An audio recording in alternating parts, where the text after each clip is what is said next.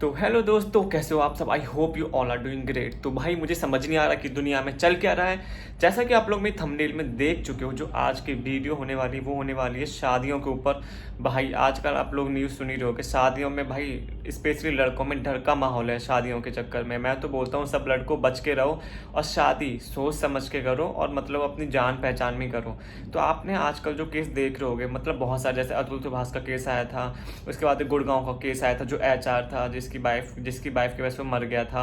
उसके बाद एक और केस आया था मेरठ केस वाला, जिसका मतलब बहुत ही ज़्यादा खतरनाक, जिसको ड्रम में डाल दिया था काट के। और एक और नया केस आया औरैया का केस, आपने सुना ही होगा औरैया का केस, जिसमें जो प्रगति नाम की लड़की, उसकी 15 दिन पहले शादी हुई थी।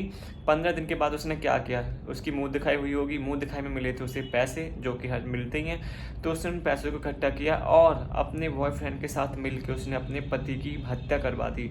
कहानी ये है इसकी पूरी कि मतलब प्रगति का शादी से पहले चक्कर चल रहा था किसी के साथ, पर उसकी शादी हो गई उस लड़के के साथ, मतलब किसी और लड़के के साथ। तो उसने अपने बॉयफ्रेंड के साथ मिलकर प्लान बनाया। पहले तो उसने मतलब, और ये उसकी सोची समझी चाल थी, वो अपने बॉयफ्रेंड के साथ पहले प्लान बना चुकी थी कि पहले वो शादी करेंगे।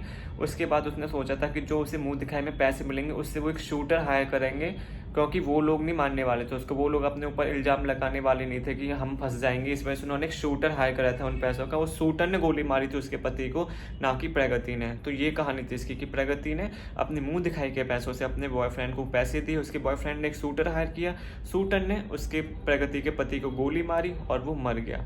ये बहुत टाइम बाद फिर बाद में पता चला कि मतलब क्या किस्सा। पहले तो लोग यही समझ रहे थे कि मतलब किसी ने रंजिश की वजह से उसको मारा है, पर धीरे धीरे जैसे जैसे पुलिस ने अपनी आगे बढ़ाई पड़ताल, जांच पड़ताल वगैरह, फिर ये पूरा केस खुल के सामने आया कि नहीं नहीं भाई, यहाँ पे तो जुहूली अलग है, यहाँ पे तो इस लड़की ने ही अपने पति को मार दिया है। मैं एक चीज़ बोलना चाहता हूँ लड़कियों से भी और लड़कियों के परिवार वाले से भी, कि अगर आपको पता है कि आपकी लड़की का कहीं अफेयर चल रहा है, या उसको नहीं पता, या लड़की को सिर्फ पता है और वो कहीं और शादी नहीं करना चाहती, तो प्लीज़ आप अपने घर पे बता दें, अपने मम्मी पापा को बता दें। मैं भी उनके मम्मी पापा से रिक्वेस्ट करता हूँ, प्लीज़ आप अपनी लड़की की बात मानें।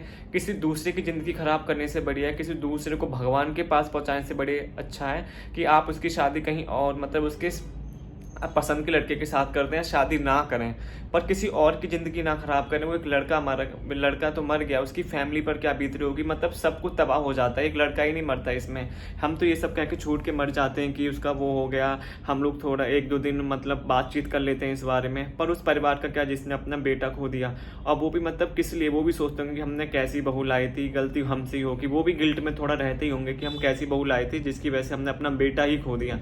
तो बस मैं लड़की और लड़की के घर वालों से मतलब बहुत ही ज़्यादा रिक्वेस्ट करता हूँ, प्लीज़ अगर ऐसा कुछ है तो आप अपने घर में पहले ही बता दो, किसी और की ज़िंदगी या किसी और के घर वालों की ज़िंदगी बर्बाद मत करो। तो अगर आपको मेरी वीडियो अच्छी लगी हो तो चैनल को लाइक करें, शेयर करें और सब्सक्राइब करें।